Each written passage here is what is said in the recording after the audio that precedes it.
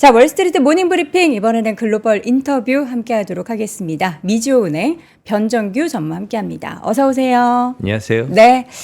환율 시장이 최근에 또 다시 좀 막 스물스물 특히 달러 환율이 올라오는 걸 보고 아, 오늘 전무님 나오시면 요 얘기 해주시면 좋겠다 했는데 딱 안성맞춤으로 가지고 나오셨네요. 그런 생각 가지셨어요? 네. 환율이 왜 다시 오르지? 이거 좀 진정된다고 했던 것 같은데 네. 진정될 것 같았는데 했는데 다시 올라와요. 네, 10월 들어서 한 50원 올랐어요. 50원이나요? 예, 추세가 완전 바뀌었죠. 그래서 여러분들이 많이 이제 고객분들이 많이 전화를 하세요. 예, 전화하셔가지고 왜 이렇게 갑자기 오르기 시작하니? 왜 이렇게 많이 올랐어요? 더 오를까요? 뭐 이렇게 많이 질문을 하시더라고요. 그래서 질문들이 그런 것들이 많아서 오늘은 다른 것보다 이제 환율 중심으로 특히나 이제 전망이나 이런 것보다는 지금과 같은 상황에서는 왜 이렇게 갑자기 올랐는지를 아는 그 원인을 아는 게 정확하게 아는 게 중요합니다. 그래서 원인에 대해서 한번 이렇게 제가 가지고 나왔습니다. 네. 자, 그렇다면 그 원인이 더 중요하다. 원인을 알아야 우리가 향후 이제 어떻게 환율 시장이 움직이게 될지까지 예측을 해볼 수 있기 때문에 그 원인을 한번 분석해 보겠습니다. 네. 5가지 원인이 있다고요? 네, 한 5가지로 이렇게 제가 넣어봤어요. 네. 이제 띄워주시면 이제 제가 그저께죠. 그저께 뭐 저희 전화가 한 분은 오셨는데 이제 저희는 이제 기관 투자가들이랑 거래를 많이 하니까 네. 이제 저희 직원이 이렇게 설명을 하더라고요. 많이 올랐는데 왜 이렇게 올랐어요? 깜짝 놀라가지고 이렇게 얘기하니까 위안화 때문에 그렇습니다. 이렇게 얘기를 하더라고요. 근데 사실은 위안화 때문에 이렇게 환율이 많이 올랐을까요? 그걸 한번 생각해 볼 일입니다. 왜 그러냐면 우리가 쉽게 위안화 때문에 같이 뭐 동주화 현상 이런 거 많이 얘기하잖아요. 그것 때문에 올랐을까? 사실은 지금 보시면 신흥국 통화가 환율이 다 올랐어요. 많이 올랐습니다. 다 올랐어요. 그리고 심지어 선진국 통화들도 뭐 유로화, 엔화 다 가치가 엄청나게 하락을 했어요. 달러 대비해서. 그러면 위안화만 이렇게 환율이 뛴 게 아니죠. 우리나라하고. 사실은 결론적으로 말하면 위안화가 이렇게 원화가 환율이 오른 것은 결과입니다. 결과. 원인은 될 수가 없는 거죠. 그래서 그 정말 원인은 달러가 이렇게 강해진 데 있는 거거든요. 그래서 달러가 왜 강해졌는지를 알아보도록 하겠습니다. 네. 예. 그래서 지금 보시면 이게 환율이에요. 최근에 10월 달 9월 말부터 10월 달까지 추이를 이렇게 보여드리고 있는데 10월 2일, 4일 보시면 이때부터 시작해서 이제 오르기 시작했죠. 그리고 어제는 드디어 이제 60원대에 안착을 했습니다. 예, 하루 만에 거의 뭐 10원 이렇게 오르는 그런 많이 올랐어요. 예, 많이 올랐습니다. 63원까지 올라갔으니까요. 그래서 최근에 이제 오르고 이제 막 70원까지 조금 오를 수도 있는 그런 상황이에요. 근데 이 추이를 보시면 가파르게 지금 오르고 있잖아요. 그럼 왜 이렇게 갑자기 10월 뭐 2일부터 시작해서 어떠한 계기로 해서 올랐나? 좀 우리가 정리를 해볼 필요가 있어요. 이래야지 앞으로 우리가 투자하는 데 있어서 왜냐하면은 모든 것은 이제 환율하고 연결이 돼 있기 때문에 국제금융하고 한번 보시면 될 것 같아요. 이 5가지인데요. 그 영향의 정도에 따라서는 오른쪽에 제가 얼마나 큰지는 써놨습니다. 대중으로 이렇게 나눠놨는데 우선 미국의 영향이 가장 커요. 이제 미국에 있어서 이제 9월 달 고용 동향이 나왔지 않습니까? 이번에 네. 고용이 조금 강하게 나왔어요. 호주로. 근데 이것들이 우리가 예상한 거와 반대로 나왔고 FOMC 전회 FOMC에서 우리가 이제 빅컷을 했기 때문에 거기에 대해서 더 우려가 많았던 겁니다. 이렇게 뭐 일본적으로 우리가 졸트 리포트라고 하죠. 졸트 구인 이직 예, 보고서. 그래서 이것도 한번 설명을 같이 해드리죠. 이렇게 네. 졸트 같은 경우에는 이제 구인 얼마나 지금 사람을 찾고 있는지에 대한 얘기입니다. 이게 단위가 1000이기 때문에 100만으로 이해를 하시면 돼요. 그래서 전월에 이제 770만 정도였는데 한 30만 정도가 더 늘었죠. 이렇게. 네. 예. 그래서 오히려 더 이제 구인을 한다는 거는 그만큼 경기가 좋다는 거잖아요. 그렇죠. 예. 그래서 경기가 조금 더 좋아졌고 이거보다 더 많이 호조를 보인 건 사실은 이게 비농업 신규 취업자 수입니다. 영어로는 이제 많이 non-farm payroll이라고 부르잖아요.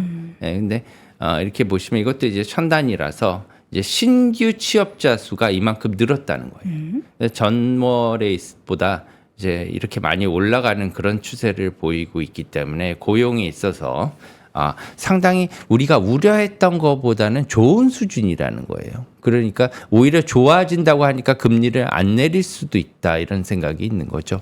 그래서 그런 것들이 많이 영향을 줬고요. 실업률 같은 경우에도 좀 많이 3%로 이렇게 떨어질 줄 알았는데 아직도 4.1%로 견조하게 뭐 이렇게 아직도 조금 높은 수준이긴 하지만 미국의 4%대의 실업률은 완전 고용이라고 볼 수 있거든요. 예.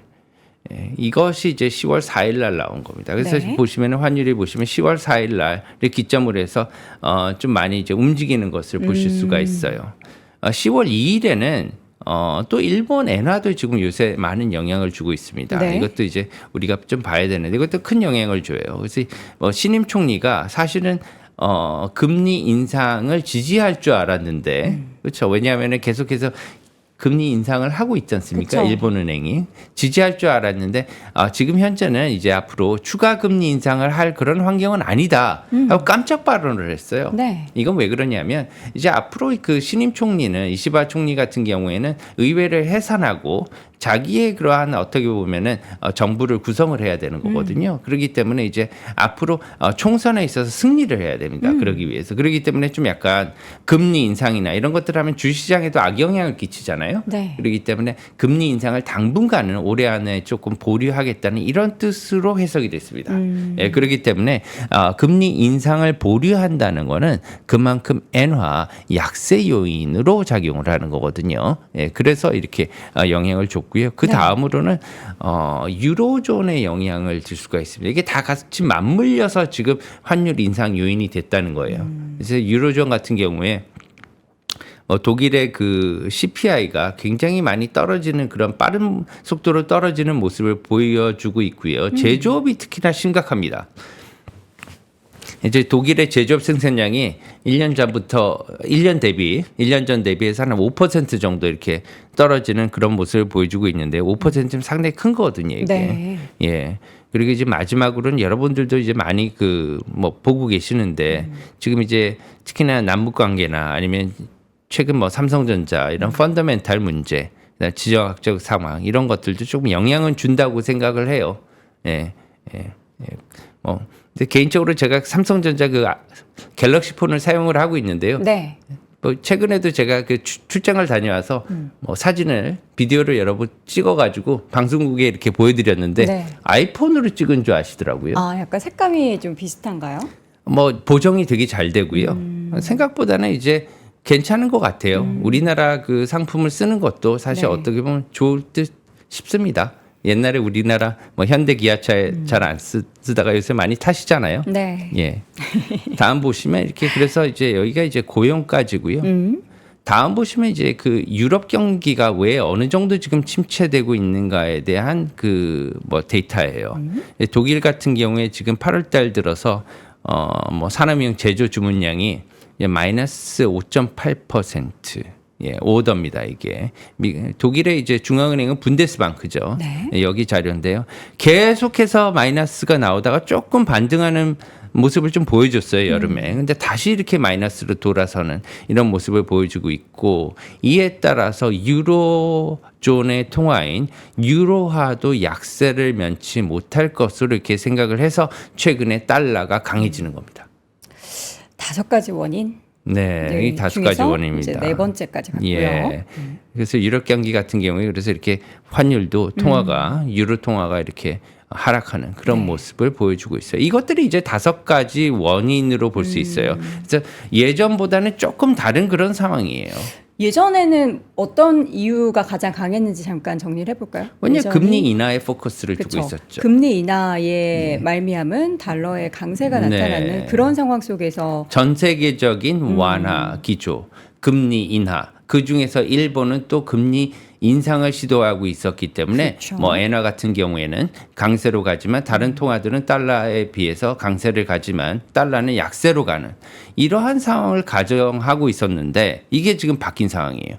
달러의 금리 인하가 이제는 앞으로 조금 속도가 제어될 수 있다 이런 생각이죠. 이게 더 복잡해진 것 같은데요? 네, 조금 더 복잡해졌죠. 시간을 갖다가 조금 천천히 간다고 생각하시면 될 겁니다. 왜냐하면 결국에 갈 때는 가요. 네. 예, 그렇기 때문에 미국의 금리 인하도 일어나게 돼 있고요. 그렇죠. 일본의 금리 인상 일어나게는 돼 있지만 여러 가지 지금 정치적인 상황이나 아니면은 데이터들로 인해서 조금 늦춰졌다고 생각하는 게 맞을 것 같습니다. 시기의 문제일 뿐 다 벌어지는 일들인데 그 과정에서 지금 최근에 단기간에 환율의 재상승을 야기시켰던 이유들은 과거와는 다른데 이 다른 이유들이 어떤 부분에 영향을 미치는지 네. 우리가 봐야지만 네. 향후 전망을 알 수 있다. 이렇게 5가지가 있긴 있지만 좀 간단히 생각하시면 그렇게 생각하시면 될 것 같아요. 어떻게요?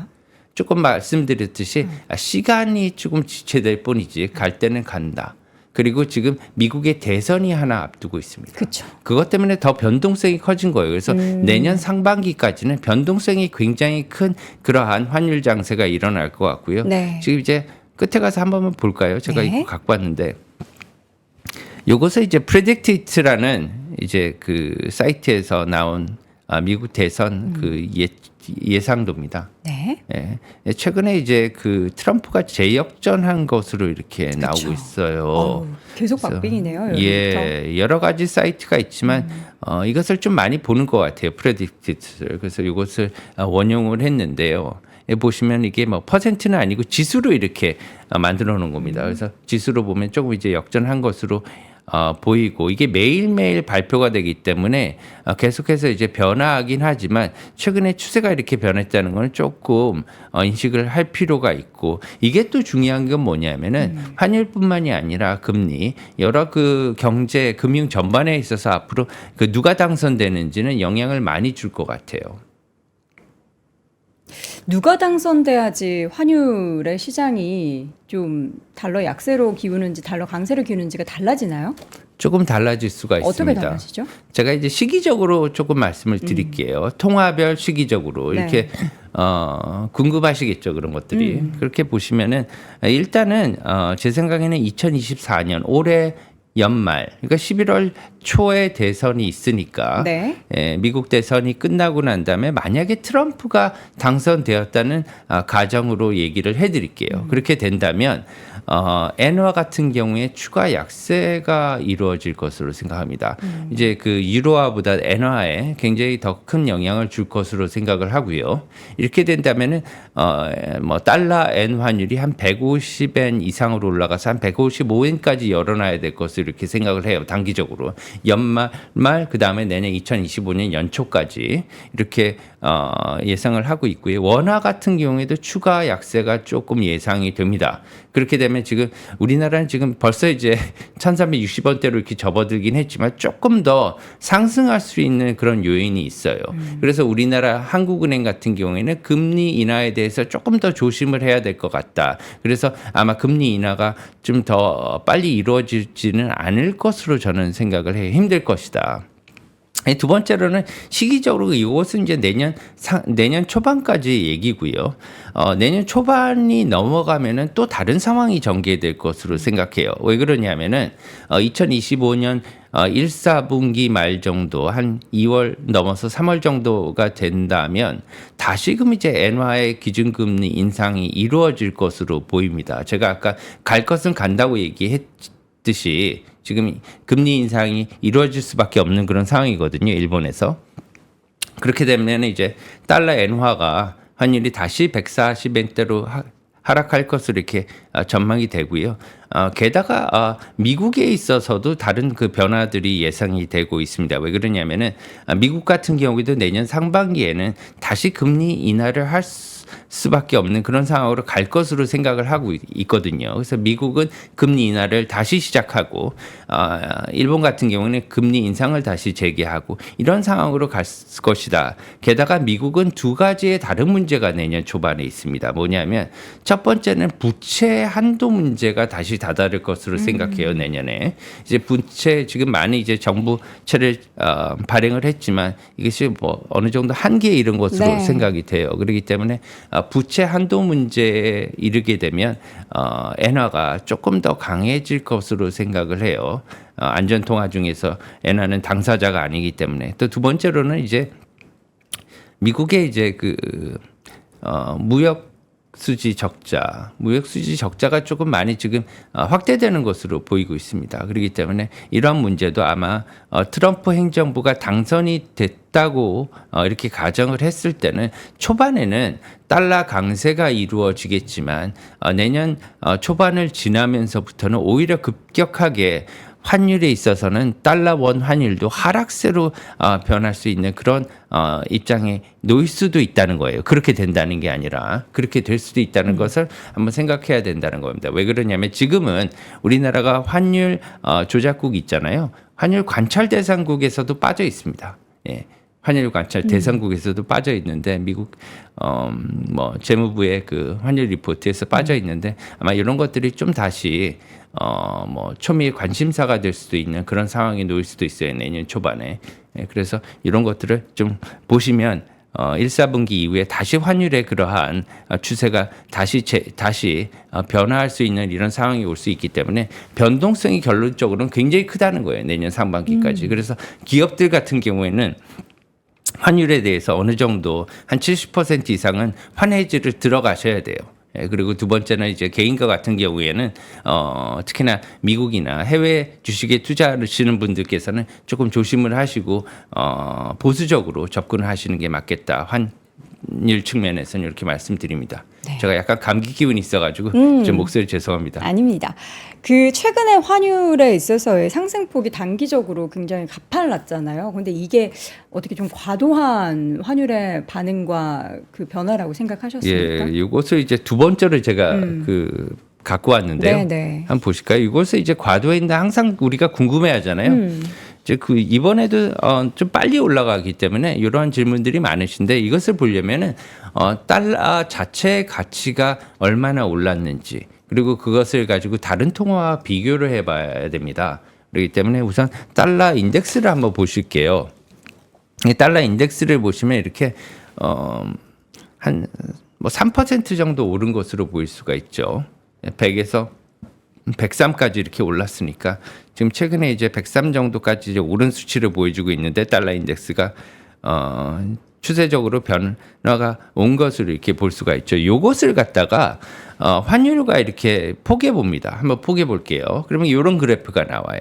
이런 그래프가 나오는데 제가 이것을 다 100분율로 맞췄거든요. 그래프를 보시기 편하게. 100분율로 보시면 이렇게 어느 정도 괴리가 있다가 9월 말, 10월 초반까지는 거의 맞춰줬어요, 이게. 그래서 괴리가 없는 수준까지 이렇게 수렴을 했는데 다시금 이제 오르는 과정에서 한 그 지난주 월요일 정도부터 다시 이렇게 괴리가 조금 나타나기 시작합니다. 그래서 달러 인덱스도 달러도 강해지지만 달러가 강해지는 속도보다 원화가 약해지는 속도가 더 빨라졌다는 거예요. 지금 빨간색 그 동그라미 두 개 제가 보여드리고 있죠. 여기 보시면은 이것이 뭐냐면 괴리가 거의 없어졌는데 달러 원 환율이 오르는 속도가 달러 강세의 속도보다 조금 더 빨라지기 시작했다. 지난주부터 이렇게 보시면 될 것 같아요.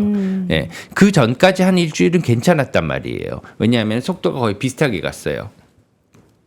그래서 왜 그런지를 좀 보는 거예요. 보면은 최근에 그러면 위안화도 뭐 약해지고 있는데 이것 때문이냐? 사실은 그렇지는 않아요. 제가 한번 그 엔화랑 한번 비교를 해볼게요. 엔화는 상당히 어떻게 보면은 뭐 최근에는 변동성이 이렇게 커졌지만 원래는 좀 우리나라보다 상당히 안정된 통화거든요. 그래서 뭐 코리아 디스카운트 이런 말도 하지 않습니까? 그래서 프리미엄이 다른 나라에 있는 데 비해서 뭐 원하는 좀 디스카운트 되지 않았나 이런 얘기를 하고 있지만 그것을 갖다 한번 보기 위해서 엔화를 보시면 꽤 재밌는 결과가 나와요. 우리가 네. 생각하는 것보다 다릅니다, 지금. 그래서 달러 대비 엔화 약세도 이렇게 원화와 비슷하게 이루어지고 있어요. 그래프를 네. 보시면. 그죠? 예. 원화하고 비슷하게. 그죠? 오른쪽을 보시면 이거는 뭐냐면 N1 환율입니다. N1 환율은 뭐냐면 지금 달러 대비해서 왼쪽 그림은 엔화가 약세를 보여주고 있는데 그 기간 동안에 원화는 엔화 대비해서 강세로 전환되고 있어요. 이게 특징입니다. 이게 특징인데 이것을 조금 더 세밀하게 보시려면 다음 그래프를 보시면 돼요. 이것을 하나 보시면 뭐 논문을 하나 쓰실 수 있을 것 같은데 제 생각에는 꽤 복잡한데요? 이게 복잡한데 제가 네. 간단하게 설명을 드릴게요. 네. 특징인 결론적으로는 뭐냐면 이게 그러니까 달러 대비해서 엔화의 가치 변동성이 원화의 대달러 가치 변동성보다 크다는 거예요. 그럼 네. 그건 뭐냐면 달러 강세가 일어나고 약세가 일어났을 때 엔화의 변동성이 원화의 변동성보다 더 크다는 거예요. 옛날에는 안 그랬거든요. 근데 최근에는 엔화의 대달러 변동성이 훨씬 더 커졌다는 거예요. 거의 신흥국 통화보다 더 변동성이 커졌다는 거예요. 이 말은 뭐냐면 두 가지를 보셔야 됩니다. 오른쪽에 결론을 말씀드리면 두 번째는 엔화 가치에 있어서 달러 대비해서 엔화 가치의 변동성이 원화보다 커졌다는 거예요. 최근에. 그 말은 뭐냐면 우리가 알아야 되는 시사점은 달러 인덱스, 즉 달러와 가치 변화에 엔화가 주는 영향이 훨씬 커졌다는 거예요. 옛날에는 유로화 하나만 보면 끝났어요. 사실상. 그렇지만 요새는 그렇지 않다는 거예요. 그래서 엔화의 중요성이 커졌다. 그것을 보기 위해서 왼쪽의 그래프를 제가 이렇게 세 가지로 나눠놨어요. 시기적으로. 네. 1번을 보시면 빨간색 박스의 1번 왼쪽에 보시면 이게 달러 강세기예요. 파란색은 엔원 환율이고요. 빨간색은 인덱스입니다. 그래서 엔원 환율이요. 지금 보시면 하락을 하고 있죠. 엔원 환율이 하락한다는 거는 원화 강세입니다. 예, 원화가 강세가 되고 있고, 그렇죠? 달러 인덱스가 올라간다는 건 달러 강세예요. 그죠? 달러가 강세가 되는데 보통 달러 강세기에는 엔화도 조금 강세가 되는 경우가 많이 있어요. 이전에는. 그러기 안전통화이기 때문에. 그런데 오히려 원화가 강세가 되고 그 패턴이 굉장히 강하게 지금 나타나고 있는 거예요. 지금. 그래서 달러 약세기에는 원화보다 엔화가 그죠? 더 강세를 보이고 네. 달러 강세기에는 원화보다 엔화가 더 약세를 보인다는 거예요. 그 말은 뭐냐면 엔화가 변화하는 속도가 변동성이 훨씬 커졌다는 거예요. 네. 원화보다. 이런 것은 뭐냐면 이제 앞으로 우리가 이 변동성을 논할 때 이제 언제까지 그럴지는 모르겠지만 엔화의 그 기준금리 있지 않습니까? 기준금리 인상이 지금 앞으로 일어날 텐데 엔화의 기준금리가 약 1.5% 내지 2%가 되는 이 시점까지는 엔화의 변동성이 상당히 커질 수가 있다는 거예요. 그것을 한번 유념해서 우리가 알아두면 되겠습니다. 조금 어려운 얘기긴 하지만 이런 것들을 뭐 해드릴 수 있는 게 저는 고맙다고 생각하거든요. 네. 중요한 거는 이제 앞서서 제가 이제 서두에도 말씀드렸듯이 우리 전무님께서 그 원인을 잘 파악을 해야 향후에 우리가 전망이나 예측을 해볼 수 있다라고 하는데 물론 이제 예측이라는 거는 우리가 예측일 뿐 이게 또 중간에 어떠한 요인들이 발생을 할지 모르기 때문에 그 또 새로운 요인이 발생하면 또 변화가 생길 수는 있어요. 네. 근데 지금 시점에서 이제 환율이 이렇게 크게 변동성을 보이는 원인 그에 따라서 향후에 또 어떻게 그럼 시장이 전망이 될까요? 아까는 제가 유로화를 말씀을 드리지는 않았는데 네. 이 유로화를 제가 한번 보여드릴게요. 이게 유로화 환율이 있습니다. 여기 유로화 환율을 보시면은 이게 유로는 달러 대비해서 유로화가 기준 통화예요. 이게 좀 특징입니다. 왜 그러냐면 유로화는 옛날부터 뭐 그 여러 가지 그 유럽의 전통적인 통화가 이렇게 다 합한 그런 통화이기 때문에 이것을 기준 통화로 인정을 해줘요. 그렇기 때문에 1유로당 몇 달러 이렇게 지금 보여주고 있는데요. 그래서 환율이 이렇게 유로 달러 환율은 내려가면은 유로화 약세입니다. 달러화 강세예요. 그래서 지금 달러화 강세로 인해서 지금 1.09까지 이렇게 달러까지 내려온 이런 상태인데요. 이러한 유로화 약세 지속이 결론적으로는 더 지속될 것으로 보여요. 단기간. 네. 그래서 12월 말까지 1.07까지 심하면 1.07달러대까지 내려갈 수 있다고 생각을 합니다. 이것은 거꾸로 얘기하면 굉장히 큰 시사점을 주는데요. 그게 네. 뭐냐면 달러가 강해서 강한 게 아니라 유로가 약하기 때문에 달러 강세를 지지해 줄 것이라는 거죠. 연말까지는. 그래서 연말까지는 달러 강세가 어쨌든 갈 수밖에 없는 이런 상황으로 변했다는 거예요. 왜 그러냐? 우리가 이렇게 유로존의 CPI라든가 아니면은 뭐 제조업이라든가 이런 것들이 급작스럽게 안 좋아질 것으로 이 정도까지는 예상을 하진 않았거든요. 여기 이 정도로 지금 빨리 유로존의 경기가 안 좋아지고 있다는 그런 상황에다가 일본의 어떻게 보면 정책적인 변화 그리고 미국의 어떻게 보면은 깜짝 고용 이런 것들이 맞물려서 달러의 강세를 갖다가 어느 정도 단기간 지속할 것이다 이렇게 전망을 할 수가 있는 거예요. 그래서 제가 아까 말씀드린 건 뭐냐면 이런 것들을 아까 제가 말씀드린 거 다 이해를 하시면 그러면 제가 이런 결론을 말씀을 안 드려도 이해를 하실 수가 있을 거예요. 아마 우리 독자분들은 이렇게 이런 것들을 많이 보시기 때문에 이제 네. 예, 끝. 끝입니다.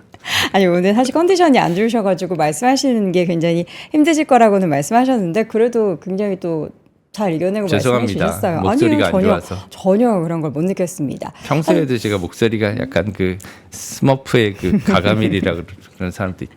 자, 10월 들어서 사실 환율이 많이 올라간 그 이유에 대해서 다들 궁금해 하셨을 텐데 그 내용을 또 잘 일목요연하게 정리해 주셨고 향후 전망까지 말씀해 주셨습니다. 그러면은 뭐 중간에 사실 가장 큰 게 대선 이슈인데 저희 중간에 보여주셨던 그 대선의 결과에 따라서 지금까지 우리가 예측했던 게 11월 들어서는 진짜 완전히 또 달라질 수도 있겠네요. 예, 하나 우려할 것은 뭐냐면 트럼프 대통령은 사실 어떻게 보면 사람은 안 바뀌다 그러잖아요. 그렇죠. 그렇기 때문에 우리는 누가 당선될 것을 바라는 게 아니라 어떤 대통령이 당선이 됐을 때 그에 대해서 잘 대응을 해야 되는 거거든요. 네. 그렇기 때문에 트럼프 대통령은 과거에 트럼프 그 대통령 그 후보가 당선이 될 경우에는 전임 기간에 환율에 크게 많이 개입을 했습니다. 예, 지금 현재 바이든 대통령은 간섭을 거의 하지 않고 있거든요. 네. 그래서 민주당 같은 경우는 노선이 이제 뭐 금융이나 통화에 크게 직접적인 개입을 하지 않는 반면에 트럼프 같은 경우에는 중앙은행이 결정해도 간섭을 하겠다는 그런 입장이기 때문에 이런 것들은 앞으로 내년에 환율이나 금리에 여러 가지 영향을 줄 것으로 생각을 하고요. 그렇게 돼서 조금 더 대비를 하시면 좋을 것 같습니다. 네, 알겠습니다. 자, 이렇게 해서 오늘은 가장 최근에 사실 저도 궁금했던 포인트 중에 하나가 환율의 변동성이 있었던 그 모습인데 그 원인 그리고 앞으로 시장에 대해서 잘 들어봤습니다. 자, 오늘 글로벌 인터뷰 시간 미주은행 변정규 전무와 함께했습니다. 전무님 고맙습니다. 감사합니다. 삶의 격을 높이는 9가지 지혜를 함께 나눕니다. 위즈덤 칼리지 시즌 2 영상 아래 링크를 클릭하시면 자세한 내용을 확인하실 수 있습니다.